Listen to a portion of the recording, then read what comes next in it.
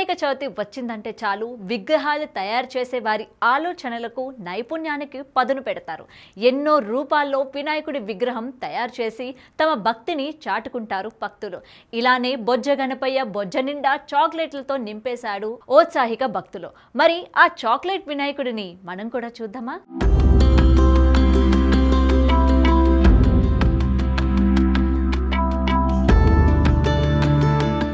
అనంతపురం జిల్లా ఉరవకొండ పట్టణంలోని అంబేద్కర్ నగర్లో చాక్లెట్ వినాయకుడు కొలువు తీరాడు.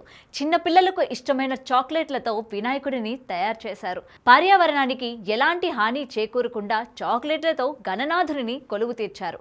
ఇక్కడ ప్రతి సంవత్సరం పర్యావరణానికి హాని కలగని వినాయకుడి విగ్రహాలను తయారు చేస్తూ ఉంటారు. అందులో భాగంగానే ఈ సంవత్సరం కూడా వెరైటీగా గణనాథుని ప్రతిమను రూపొందించారు. చిన్నపిల్లలకు ఇష్టమైన చాక్లెట్లతో వినాయకుడిని తయారు చేసి మరోసారి తన ప్రతిభను చాటుకున్నారు. వినాయకుడిని అనేక రకాల చాక్లెట్లతో తయారు చేశామని, విగ్రహం తయారు చేయడానికి 20,000 రూపాయలు ఖర్చయిందని, నిమజ్జనం రోజున చాక్లెట్లను భక్తులకు పంచుతామని తెలిపారు.